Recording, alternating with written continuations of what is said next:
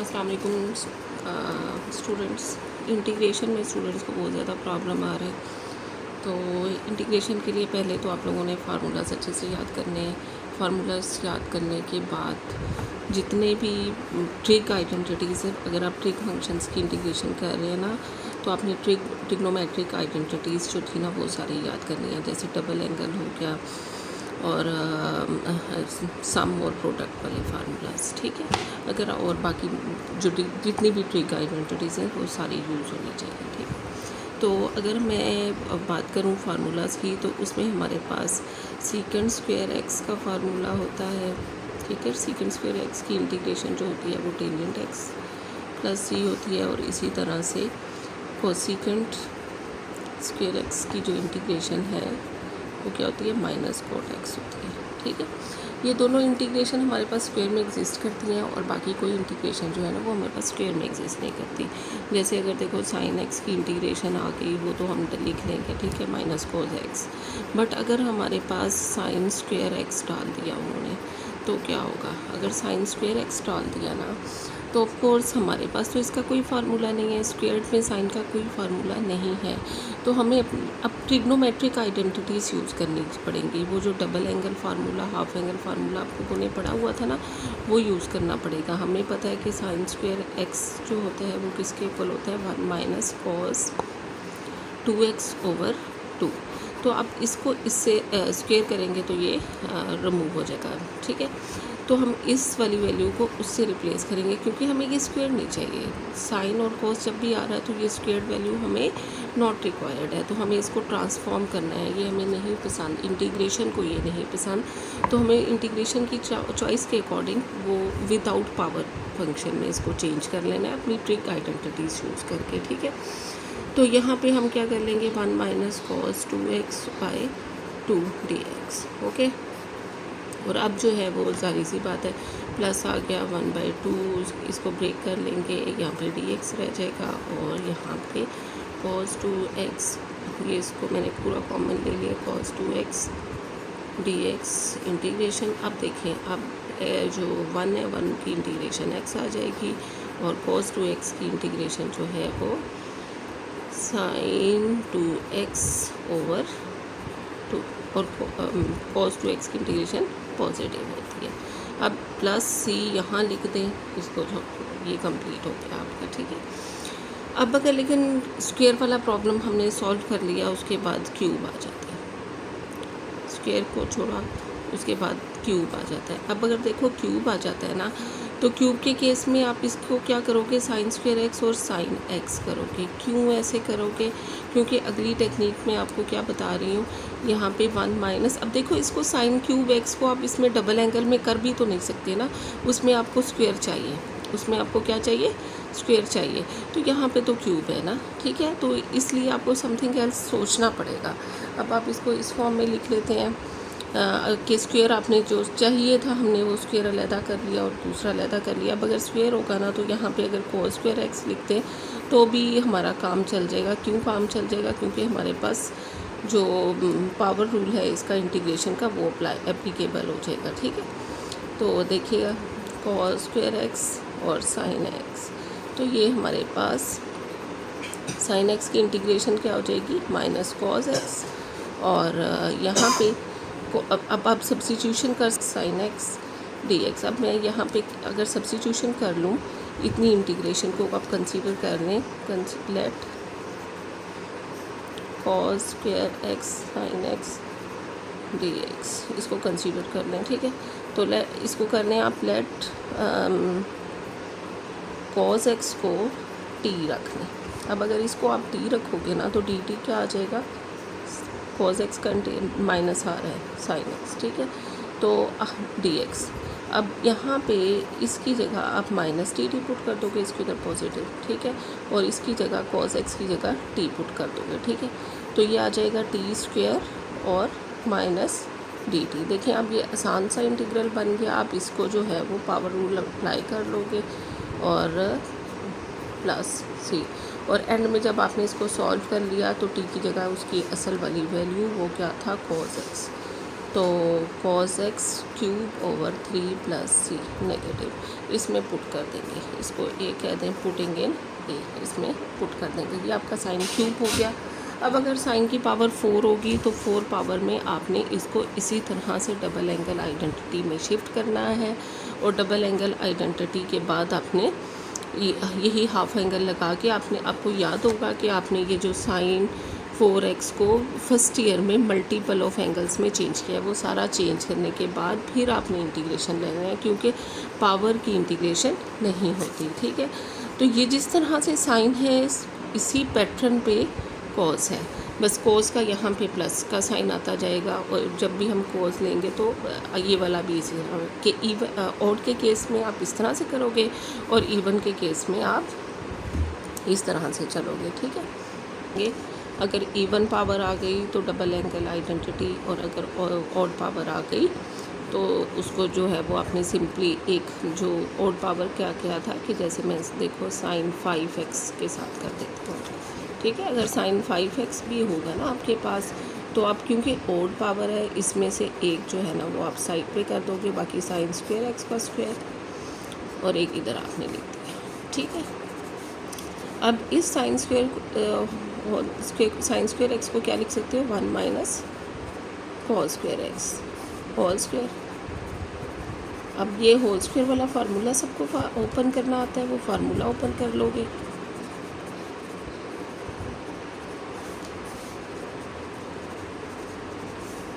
ठीक है, अब देखिए अगर आप जो है इस cos x को t पुट करें तो ये dt आ जाएगा।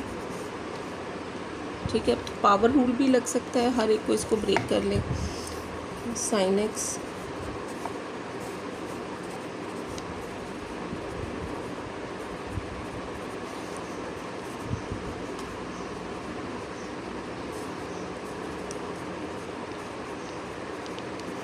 ठीक है, अब साइन x का इंटीग्रेशन क्या होता है, माइनस कॉस x, और यहाँ पे आप सब में ये पावर रूल अप्लाई हो रहा है। क्यों हो रहा है पावर रूल कि अगर आप cos x को जो है cos x इसको आप सब्स्टिट्यूशन उसी मेथड से कर सकते हो। cos x को अगर आप t पुट करोगे तो dt जो है वो आपका ये बस एक नेगेटिव साइन आपका ऐड होगा। ठीक है, तो नेगेटिव साइन के साथ मैं इसको cos ऑफ 5/5, इसी तरह से यहाँ पे भी नेगेटिव साइन ऐड हो जाएगा 2 cos ऑफ 3x/3। इसका आपने प्रोसेस जो है ना वो सारा उसी तरह से कंप्लीट कर लेना जैसे मैंने पिछले क्वेश्चन में किया था। मैंने इसलिए कि वीडियो बहुत लंबी ना हो जाए इसलिए इसको शॉर्ट कर दिया कि यहाँ पे इसको कंसीडर करके इसको टी पुट कर लेना cos x को, और फिर dt जो है वो ये आ रहा होगा, और फिर टी में करके बाद में ये वैल्यूज पुट कर दीजिएगा। ठीक है, तो साइन और कॉस क्लियर हो गया। अगर इवन पावर होगी तो आपने डबल एंगल आइडेंटिटीज़ में कन्वर्ट करके करना है, और अगर ऑड पावर आ गई तो आपके लिए आसानी है साइन और कोसाइन दोनों केसेस में। ठीक है, चाहे साइन हो चाहे कॉस हो, दोनों सेम केसेस में। ठीक है, अब अगर साइन कॉस के बाद आपके पास आ जाता है टेंजेंट। टेंजेंट अगर dx, टेंजेंट अगर वैसे भी आ गया ना तो टेंजेंट x का तो कोई हमारे पास फार्मूला इंटीग्रेशन में नहीं है, तो यहाँ हमें टेंजेंट x का कौन सा फार्मूला करना पड़ता है। हम टेंजेंट को जब फार्मूला नहीं होता ना तो उसको ब्रेक कर लेते हैं पीसीस में, उसको खोल के देखते हैं, किसी चीज़ की समझ नहीं आ रही। तो ये sine x over cos x हमने लिख दिया। अब अगर हम देखें तो हमारे पास क्या है, एक फार्मूला था जो बहुत इम्पोर्टेंट फार्मूला है हमारे पास, क्या है कि जो भी वैल्यू नीचे डिनोमिनेटर में है ना आपके पास, ठीक है, इसको आप क्या कर लो, let cos x is equal to T. तो dt जो है ना वो आपका क्या आ रहा है, माइनस साइन x dx। ठीक है, तो यहाँ से ये माइनस उस साइड पे शिफ्ट कर दो, इधर प्लस कर दो माइनस dt। अब जो है वैल्यूज़ को रिप्लेस कर दो। आपने क्या करना है, साइन x dx की जगह माइनस dt आ गया आपके पास, और जो है cos x की जगह t आ गया। ठीक है, तो अब ये बहुत इम्पोर्टेंट फार्मूला हमारे पास हमने किया हुआ है कि ये किसके इक्वल होता है कि अगर 1/t dt है, यानी कि 1/x की इंटीग्रेशन। अब बच्चों ने इस तरह से याद किया होता है कि 1/x की जगह अगर t आ जाता है तो वो लोग कंफ्यूज हो जाते हैं। ठीक है, तो ये अपना थोड़ा सा ना सेंस को जनरलाइज करें कि कुछ भी आ जाए उसके साथ वैसा ही ट्रीट करना है। तो ये हो जाएगा log ऑफ t। ओके, अब log ऑफ t हो गया, तो अब log की क्या प्रॉपर्टी है कि ये इसके ऊपर पावर शिफ्ट हो जाती है, ये -1 शिफ्ट होगी, log ऑफ t -1 अगर होगी तो ये ln 1/t होगी। तो t असल में क्या था हमारे पास, cos था, तो ln 1/cos जो होता है वो ln सीकेंट भी होता है, ठीक है। तो ये इसी तरह से आंसर आ सकता है कि -ln cos x या फिर ln सीकेंट x, दोनों आंसर आ सकते हैं टेंजेंट के, ठीक है। अगर तो टेंजेंट आ गए तो कौन सा इंपॉर्टेंट फार्मूला आपका यूज़ हो रहा है, आपका फार्मूला कौन सा यूज़ हो रहा है, डेरिवेटिव न्यूमिनेटर में और डिनोमिनेटर में असल फंक्शन। अगर डिनोमिनेटर में असल फंक्शन है और ऊपर उसका डेरिवेटिव है तो क्या होता है, आपके पास लॉग आ जाता है, लॉग आता है और fx लिख लेते हैं साथ में, ठीक है। क्या होता है, लॉग आता है fx, ये मैंने क्लास में बहुत दफ़ा बताया हुआ है, ठीक है। अब टेंजेंट अगर था वो तो ऐसे डील कर लिया, क्योंकि टेंजेंट का भी हमारे पास इंटीग्रेशन में कोई फार्मूला नहीं है। लेकिन अब अगर टेंजेंट स्क्वायर आ गया तो टेंजेंट स्क्वायर का कोई फार्मूला नहीं है, लेकिन सीकेंट स्क्वायर का है हमारे पास, और टेंजेंट को सीकेंट में कन्वर्ट कर लेंगे, ठीक है। बस इंटीग्रेशन में हमारी यही एक जो है, जो आप लोग समझते हो ना कि मुश्किल है, वो इसमें चीज़ें सारी ओवरऑल ट्रिग्नोमेट्री यूज़ हो रही है, ठीक है। तो अब टेंजेंट स्क्वायर किसके इक्वल हो जाएगा, सीकेंट स्क्वायर x -1 dx। अब इसको ब्रेक कर लेंगे, secant square x dx -dx, okay.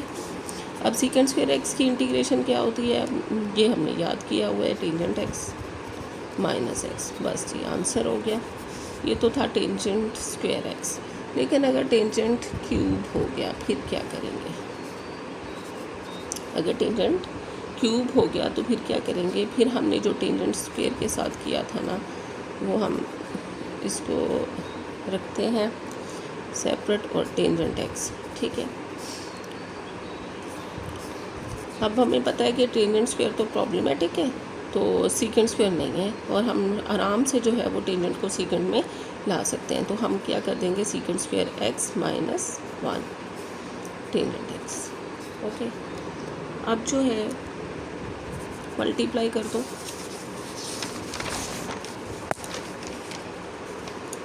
Secant square x tangent x minus tangent x dx integration dx। अब देखें यहाँ पे इसको हम ऐसे लिख लेते हैं कि टेंजेंट x और secant square x minus tangent x dx।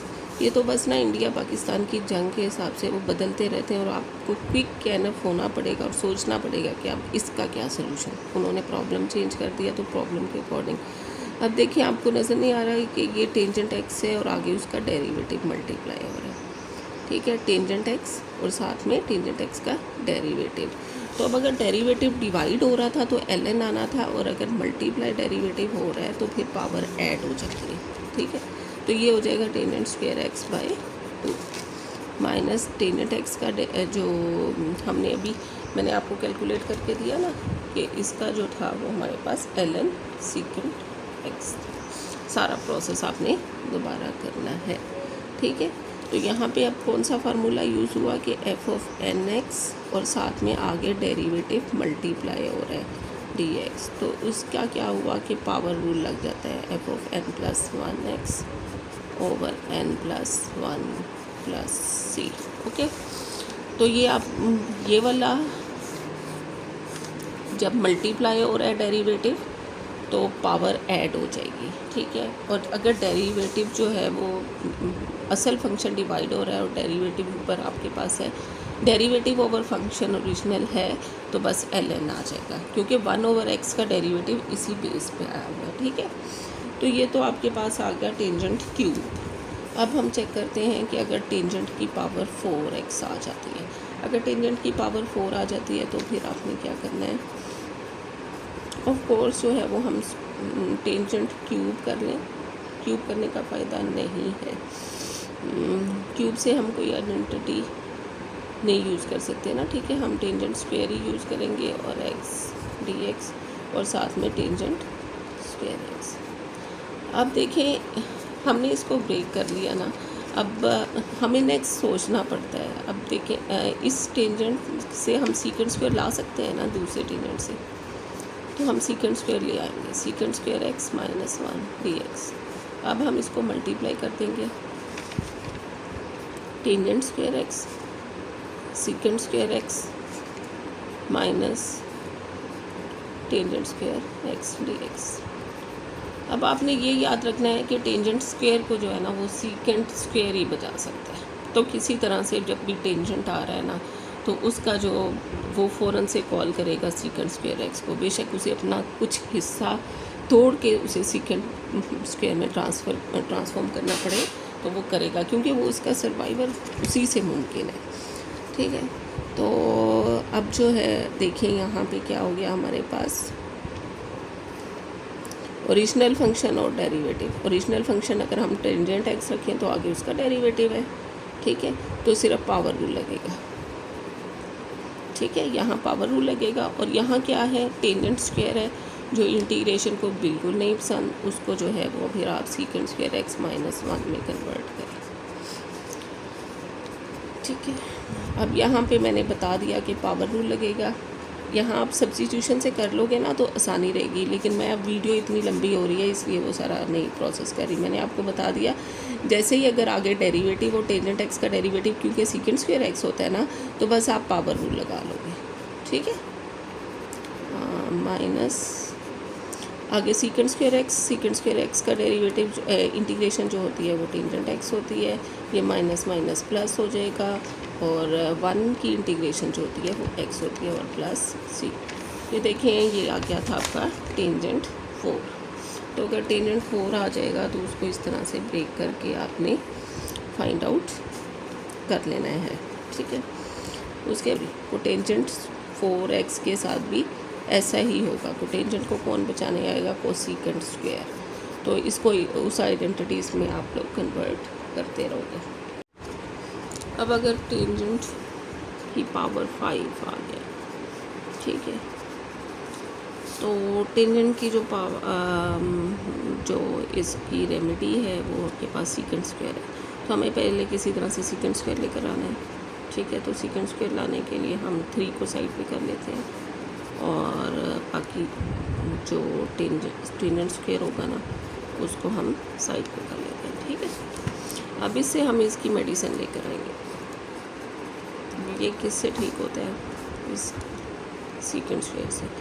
तो अब सीकेंट स्क्वायर कैसे आ रहा है आपके पास, टेंजेंट स्क्वायर किसके इक्वल होता है, सीकेंट स्क्वायर एक्स माइनस 1। चलो जी, इसकी आ गई मेडिसिन और अब इसका इलाज हो जाएगा। Secant square x minus tangent cube x. 5 से क्यूब पे आ गए, क्यूब ऑलरेडी मैंने किया हुआ है।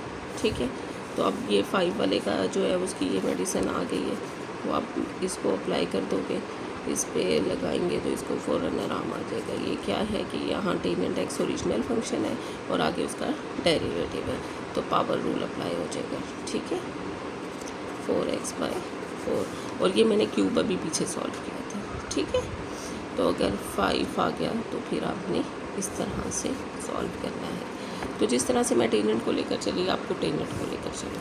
ठीक है, तो अब अगर वैसे सीकेंट स्क्वायर एक्स आ गया तो इसका तो ये तो उसमें ही आएगा, ऑब्जेक्टिव में आपको पता है कि सीकेंट स्क्वायर एक्स की इंटीग्रेशन टेंजेंट एक्स प्लस से।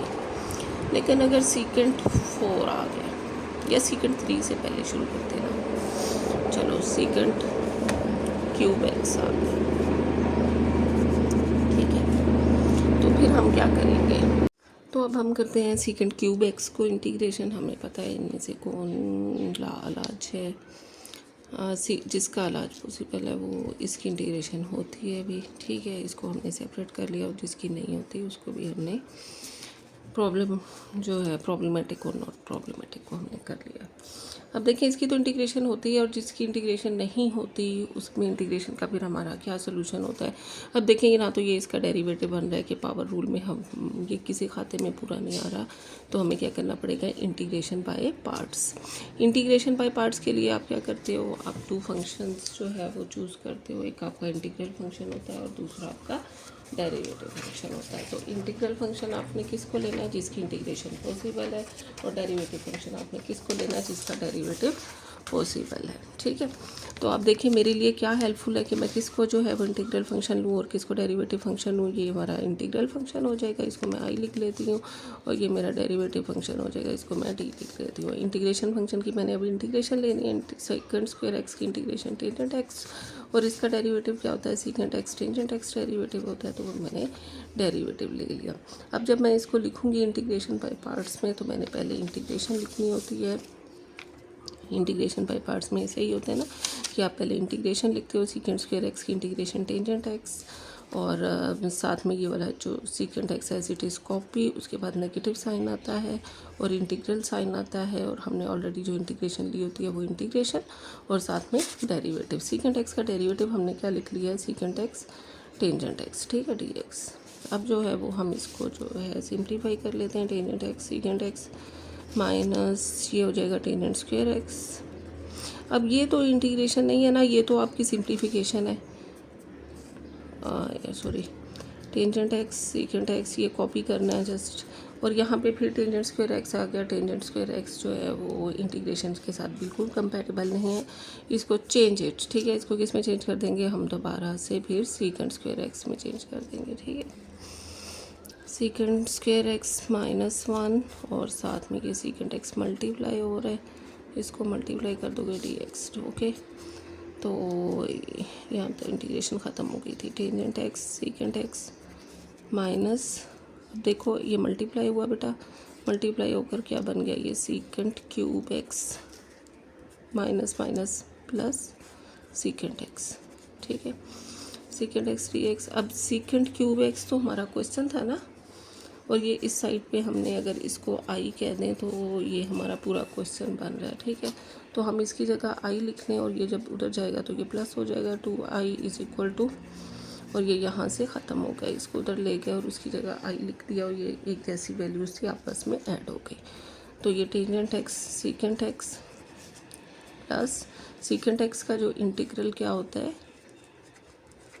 इंटीग्रल ऑफ सीकेंट एक्स जो है वो नहीं होता, वो भी हमने जो है वो याद भी किया हुआ है, फार्मूलाज में वैसे लिखा हुआ है आप लोगों के, तो अगर आपने वो यूज़ करना है तो वो भी ठीक है, log secant x plus tangent x, वो जो शुरू में फार्मूलाज लिखे हैं ना उसमें लिखा हुआ है, ठीक है, इसका प्रूफ भी किया जा सकता है और मैंने क्लास में कराया हुआ है, ठीक। ये हो गया आपका सीकेंट क्यूब एक्स का इंटीग्रल। अब सीकेंट क्यूब के बाद अगर सीकेंट 4 पावर आ जाती है तो फिर आप क्या करोगे, अब अगर सीकेंट 4 पावर आ गई है, ठीक है, सीकेंट स्क्वायर हमारे लिए हेल्पफुल था, लेकिन इतना भी नहीं ना कि अब वो स्क्वायर का स्क्वायर आ जाए, तो हमने उसको फिर करना है सेपरेट ही। अब सीकेंट स्क्वायर को जो है ना वो टेंजेंट में कन्वर्ट कर लें, टेंजेंट में कन्वर्ट हो जाएगा, सीकेंट स्क्वायर एक्स किसके इक्वल होता है, 1 + टेंजेंट स्क्वायर एक्स के, डी एक्स।